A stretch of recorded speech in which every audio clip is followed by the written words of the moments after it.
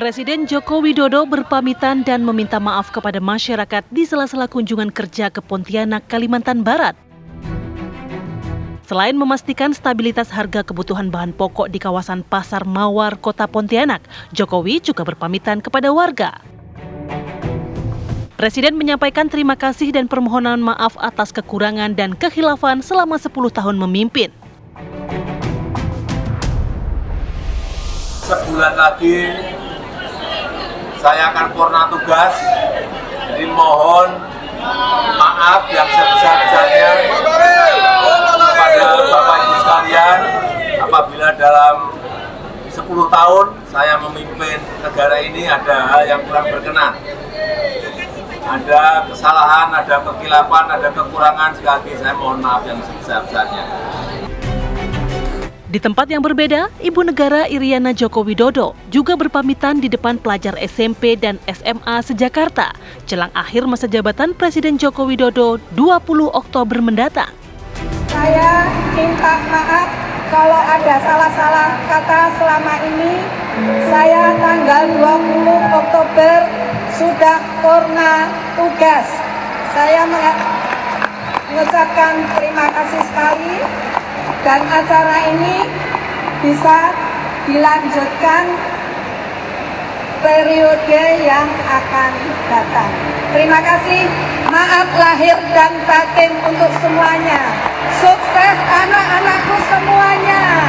Terima kasih. Iriana Jokowi juga meminta maaf atas kesalahan yang dia perbuat selama 10 tahun sebagai ibu negara mendampingi Presiden Jokowi. Tim TV One mengabarkan. Ya, apa kemudian makna dari pamitan dan juga permintaan maaf dari Pak Presiden Joko Widodo dan juga Ibu Iriana? Nah, untuk menjawabnya sudah hadir di sini, ada narasumber yang sudah hadir. Selamat pagi Bapak Ibu. Selamat pagi. Ada Bang Irfan Pulungan, selaku tenaga ahli utama kepresidenan. Selamat pagi, Bang. Ada Bunda Prof. Lely Aryani, pakar komunikasi politik LSPR. Selamat pagi. Assalamualaikum. Saya ingin ke Bang Irfan dulu ya. Bang Irfan, kalau kita lihat ini Pak Presiden Joko Widodo semakin sering mengucapkan pamitan dan juga permintaan maaf. Lebih banyaknya di pasar-pasar begitu.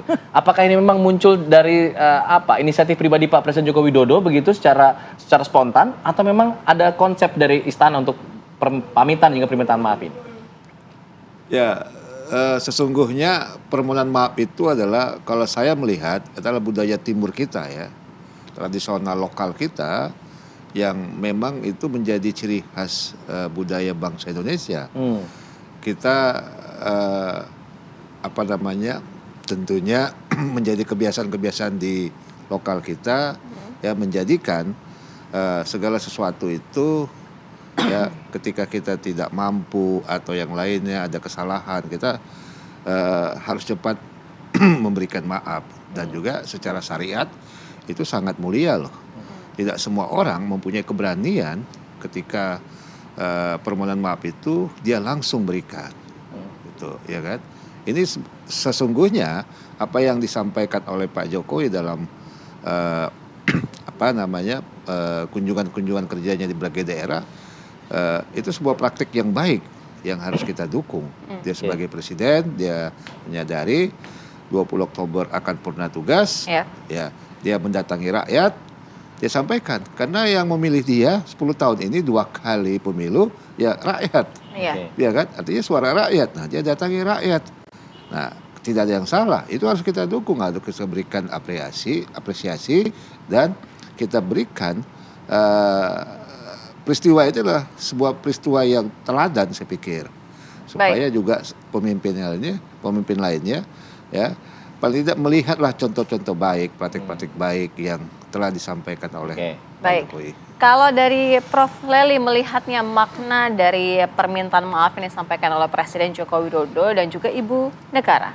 Ya, pertama dari maaf itu sendiri sebenarnya kita bisa melihat Pak Jokowi tengah mempraktekkan 3 kata ajaib. Tolong, terima kasih, dan maaf. Terima kasihnya sudah diucapkan ketika beliau baru terpilih, baik periode pertama maupun periode kedua. Terima kasih kepada semua yang sudah mendukung saya, gitu kan. Tapi yang tidak memilih saya pun akan tetap menjadi bagian dari saya misalnya. Tapi tolong saya tidak bisa bekerja sendirian, saya akan bekerja maksimal untuk rakyat. Tolong saya dibantu dan sebagainya, termasuk dengan partai-partai politik. Dan ketika akhir jabatan beliau memang harus mengucapkan terima kasih. Saya kira soal terima kasih itu dan maaf itu sebenarnya insting pada tiap pemimpin. Pada level terkecil sekalipun biasanya itu akan muncul dengan sendirinya. Nah, dari segi semiotika komunikasi politik sebenarnya ada 3 makna nih. Jadi ini bisa mewakili semua pemirsanya TV One barangkali gitu ya. Ya. Yang pertama, siapapun yang meminta maaf itu tidak memberikan dirinya pada posisi yang lemah. Tapi justru itu membangkitkan pada dirinya sendiri rasa kepuasan. Jadi terhadap apapun yang sudah dia lakukan, itu yang pertama. Yang kedua, itu menunjukkan adanya suatu kehilangan atau kesedihan. Kesedihan terhadap sesuatu yang sudah dilakukan atau tidak dilakukan. Atau belum dilakukan. 10 tahun saya menjabat, ternyata saya baru bisa melakukan ini. Belum sampai kepada sini. Salah satu contohnya IKN kan belum selesai misalnya. Mungkin itu juga bisa dimaknai sebagai semiotika komunikasi politik. Dan yang ketiga adalah pembebasan hukuman dari kesalahan diri sendiri. Jadi penyesalan dalam bentuk kesalahan yang telah dilakukan. Jadi si peminta maaf sebenarnya juga menghukum dirinya sendiri. Yang Pak Jokowi tunjukkan 1, 2, apa 3? Tiga-tiganya. Jadi tiga-tiganya ada mencakup seluruhnya. Dan yang kedua dan yang ketiga itu terutama ada pada persepsi di masyarakat. Karena kan Pak Jokowi manusia. Ya pasti ada batas kemampuan, batas kearifan meskipun dia berusaha sebagai pemimpin semua masyarakat. Tapi ada sisi lemah dan sisi baiknya. Nah, sisi lemah itu ingin ditonjolkan lewat persepsi yang semiotika kedua tadi. Sisi penyesalan, ya udah, saya udah minta maaf nih, saya salah misalnya dan sebagainya. Itu bisa ditunjukkan pada mereka-mereka yang tidak mendukung Pak Jokowi. Jadi tiga-tiganya bisa kita maknai seperti itu. Bang Irfan, tiga-tiganya ada di Presiden Joko Widodo ketika menyampaikan permintaan maaf itu. Ya, yang disampaikan oleh Prof. Lely ini kan teori komunikasi politiknya ya, yang digambarkan. Praktek juga seperti itu. Ya, maksud saya adalah tidak salah juga dan kita jangan menafsirkan terlebih jauh ungkapan terhadap permohonan maaf itu. Karena ini memang praktik baik yang harus kita lihat sebagai contoh, teladan sebagai seorang pemimpin yang dia memahami ya tidak akan bisa sempurna ekspektasi manusia terhadap tugas-tugas yang diberikan kepadanya, ya kan? Itu kedua tadi, definisi kedua itu. Sekuat-kuat apapun manusia itu pasti ada keterbatasannya. Ya, ada kekurangannya, begitu ya Bang? Ada kekurangannya. Nah, perspektif orang pun melihat itu juga pasti ada apa namanya, ada batasnya juga kan? Apakah dia mampu atau tidak gitu. Nah, tapi yang saya lihat adalah ini sebuah keberanian beliau, ya. Itu sebuah kebesaran hati beliau, ya. Dia menyadari ada batasnya menjadi seorang presiden itu. 10 tahun. Tapi kalau saya ingin menggarisbawahi yang nomor 2 tadi, Bang Irfan, kalau Prof. Lely itu mengatakan dan kehilangan. Ya, kehilangan, kesedihan kan tidak bisa melakukan, harus saya melakukan ini baru sampai sini. Nah, tapi yang dilakukan Pak Jokowi sebatas minta maaf saja karena tidak menyatakan. Iya, menyatakan itu, tapi tidak detail. Sebagaimana janji-janjinya pada saat di awal kampanye dulu. Ada yang mengatakan begitu. Bagaimana menanggapi kemudian tanggapan yang mengatakan harusnya Pak Jokowi lebih detail lagi nih untuk minta maafnya karena janjinya dulu tidak terpenuhi, yang ini sehingga lebih terasa real, tidak terasa seperti formalitas gitu, Pak. Tapi dijawab bisa jeda ya. Bisa jeda boleh. Kita break dulu ya. Dikejar pokoknya.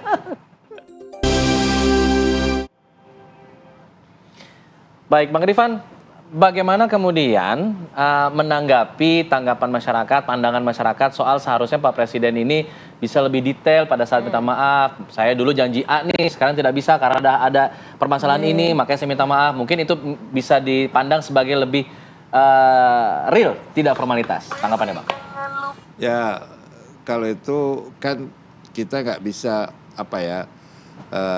mengartikan apakah permohonan maaf ini atas sebuah satu persatu yang belum diperbuat, ya. Tapi kalau saya melihat secara pribadi adalah ucapan permohonan maaf yang disampaikan oleh beliau di dalam kesempatan kunjungannya ke daerah-daerah itu adalah sebuah ungkapan dari hatinya yang ditujukan kepada masyarakat. Merinding saya ini. Ketulusan begitu Bang. Tulusan. Nah, tadi saya bilang, saya katakan tidak akan semua leader pemimpin yang mempunyai keberanian atau mau ya secara hati nuraninya mengeluarkan kata-kata permohonan maaf. Walaupun banyak publik menafsirkan berbagai macam terhadap permohonan maaf itu. Nah, tadi saya bilang lagi, kembali lagi, itu adalah sebuah praktik baik yang harus kita lihat sebagai contoh teladan dari sebuah pemimpin. Ini adalah sebuah kebiasaan lokal konten kita, ya, yang sudah mentradisi di semua daerah-daerah. Tidak ada yang salah, gitu. Justru ini sebuah sikap kemuliaan bagi kita, ya kan? Apakah kita mau misalnya kalau kita punya salah kita berani memaafkan? Belum tentu semua orang misalnya.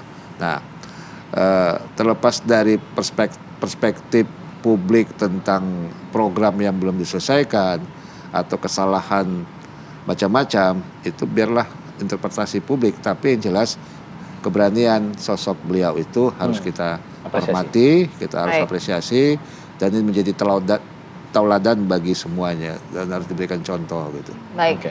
Kalau Prof. Lely melihatnya begini, masyarakat itu kan banyak sekali ya beragam responnya ya. Tapi paling tidak apa sih yang mendominasi seseorang ketika menerima ataupun respon dari permintaan maaf itu yang disampaikan oleh Presiden Joko Widodo? Iya. Karena Pak Jokowi kan pemimpin politik ya. Jadi ini tidak pernah lepas dari persepsi politik. Persepsi politik itu seperti persepsi menjauh mendekat. Jadi ibaratnya kalau kita melihat rel kereta api dari sudut awal sampai ke ujung, sepertinya makin ke ujung makin mengecil. Padahal sejatinya di ujung pun lebarnya sama. Nah, persepsi itulah yang sebenarnya ada pada tiap orang dan kita tidak boleh mengendalikan persepsi orang. Mereka punya kebebasan untuk mempersepsi terhadap objek politik tertentu. Nah, ini biarkan aja seperti itu. Tapi kan tadi saya bilang sebenarnya ada 3 kata ajaib, salah satunya sudah dipraktekkan oleh Pak Jokowi. Maaf. Ini bukan hanya di negara kita loh, berlaku di seluruh dunia. Minta maaf, tolong, datun lagi terima kasih, gitu kan. Pak Jokowi pasti akan berterima kasih atas semua dukungan yang telah diberikan kepada saya selama 10 tahun ini. Tapi maafnya di sini. Tapi Bang Alpat sama Sira bilang masih kurang nih, kurang detil kalimatnya. Bukan saya. Kita bilang masyarakat. Kurang detil. Artinya mewakili Pak Jokowi, Bang Irfan nanti bisa menyampaikan, kan Pak Jokowi masih punya waktu nih.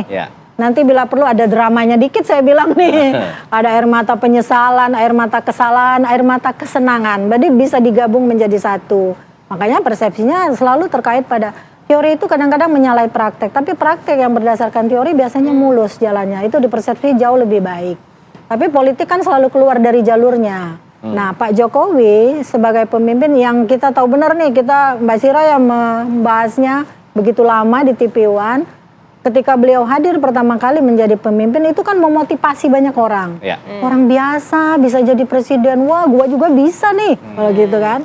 Nah tapi kemudian 2019 fenomenanya beda, sehingga persepsi orang juga jadi berbeda. Nah bagaimana meminta maaf atas persepsi yang berbeda ini boleh dilakukan. Orang mau memakai itu terserah dia, yang penting kita udah minta maaf, maka itu akan melegakan hati si peminta maaf. Gitu. Baik. Terima kasih banyak Prof. Lely, terima kasih Bang Irfan. Kita tunggu nanti. Apakah ada kelanjutannya dari permintaan maaf dari Pak Jokowi Widodo ini? Lebih detail lagi apa gitu ya? Apa ada drama?